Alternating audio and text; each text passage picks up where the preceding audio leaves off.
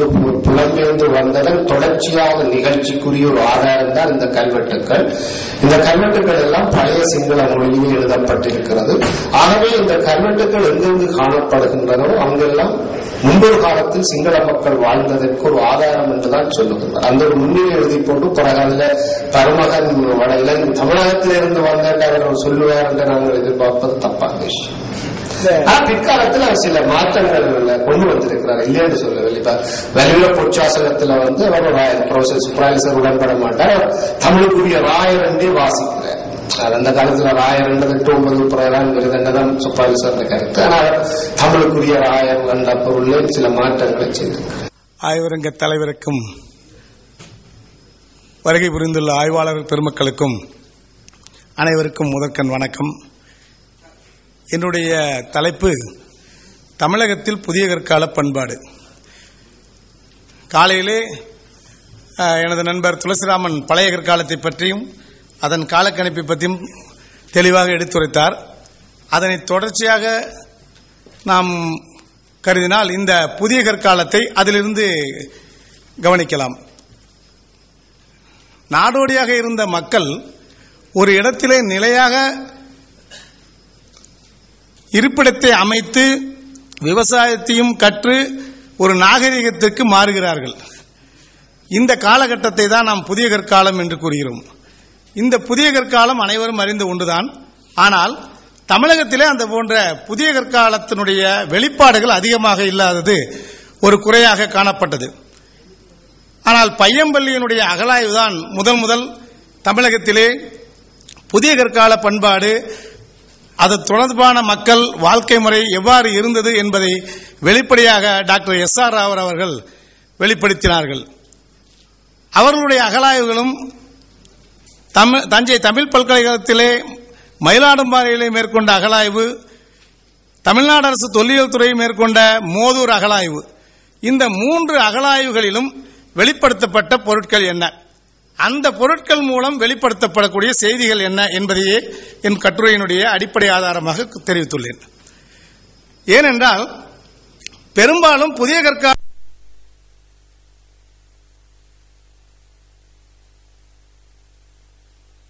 அந்த கூர்மையான கற்கருவிகளை கண்டவுடனே இங்கு புதிய கற்கால மக்களுடைய வாழ்விடம் என்று கூறிவிடுகிறார்கள்.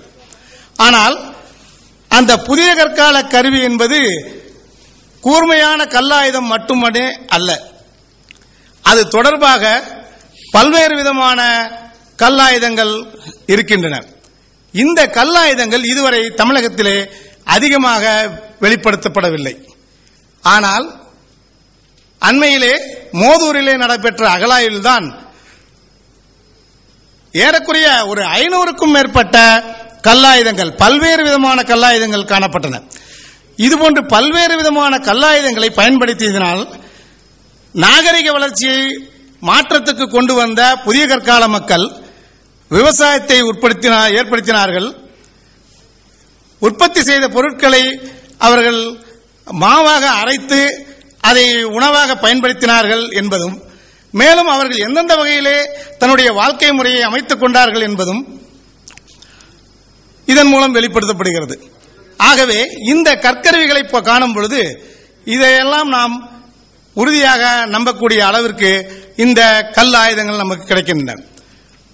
மேலும் இந்த அகழாய்விலே பையம்பள்ளி அகழாய்விலே முதலில் நான் பையம்பள்ளி அகழாய்வு பற்றி கூறுகிறேன். பையம்பள்ளி அகழாய்விலே பெருங்கற்காலத்திற்கு, அதாவது பெருங்கற்காலத்தை அடுத்து தொடர்ச்சியாகவே புதிய கற்கால பண்பாடு காணப்படுகிறது.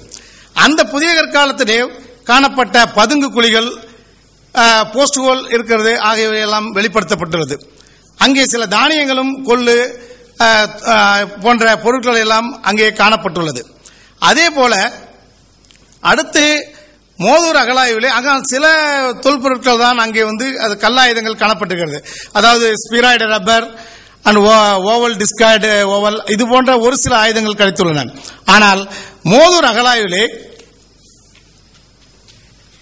குறைந்தபட்சம் பார்த்தீங்கன்னா அந்த பெருங்கற்கால மண் அடுக்குகளுக்கு அடுத்து மேல்தட்டிலேயே உங்களுக்கு இந்த கல் ஆயுதங்களும் செல்ட்டும் கலந்து அனைத்து விதமான கல்லாயுதங்களும் நமக்கு கிடைத்துள்ளன. ஆகவே இந்த கல் ஆயுதங்கள் அனைத்துமே ஒரு நல்ல ஒரு வாழ்க்கை முறையை வாழ்ந்துள்ளார்கள் என்பதற்கு இந்த ஒரு கல் ஆயுதங்கள் சான்றாக திகழ்கின்றது. இப்பொழுது நீங்கள் காணக்கூடிய இடம்தான் அந்த மோதூர் அகழாய்வு செய்த இடம். அங்கே இயற்கையாக அமைந்த, இது இன்னொரு கருத்து கூட நாம் சொல்லலாம், இதனுடைய பெயர் மோதூர். புறநானூரிலே இலக்கியங்களிலே மூதூர் என்று கூறப்படுகிறது. ஏனென்றால் அதியமான் வாழ்ந்த இடத்தை கூட இதுவரையிலும் நாம் அறிய விடவில்லை. அங்கே அகழாய்வு மேற்கொண்டவர்கள் கூட கருப்பு சிவப்பு பானை பெருங்கற்காலம் மட்டுமே கூறப்பட்டிருக்கிறது. ஆனால் இங்கு பார்த்தீர்களானால் அந்த மூதூர் என்பதற்கு ஏற்ப அழகிய புறமலை நாடு என்று பேர். தருமபுரி மாவட்டத்திலே இந்த மலை சூழ்ந்த பகுதிகளை அமைந்துள்ளது நாடுதான் புறமலை நாடு என்று கூறுவார்கள். அதற்கு ஏற்ப புறத்தே மலைகளை சூழப்பட்ட ஒரு பகுதியாகவும் இது காணப்படுகிறது. இங்கே புதிய கற்காலத்தில் இருந்து தொடர்ச்சியாக வரலாற்று காலம் வரையிலுமே உங்களுக்கு வாழ்க்கை முறையை அகழாய்வில் வெளிக்கொணர்த்தப்பட்டுள்ளது. ஆகவே இந்த பகுதியானது மூதூர் என்பது ஒரு பழமையான ஊர் என்பதற்கு ஏற்ப இங்கே கிடைத்த தொல்பொருட்கள் மிகவும் பழமையானதாகவும், இதனுடைய புதிய கற்கால மக்கள் இங்கே ஒரு சிறப்பான வாழ்க்கை வாழ்ந்துள்ளார்கள்.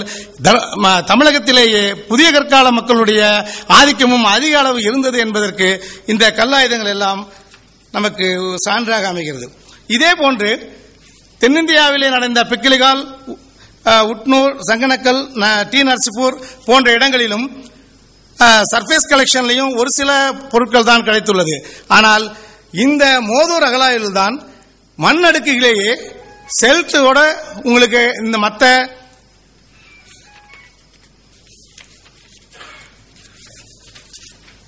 half catches or grooved stone hammer, oval discoid rubber, grinder, pestles, sharpening stone tools, spheroid rubber, அதாவது ஒவ்வொரு வகையான கருவிகளையும், அதாவது இதை மாத்திரம் நான் படிச்சிடறேன் இந்த இடத்துல.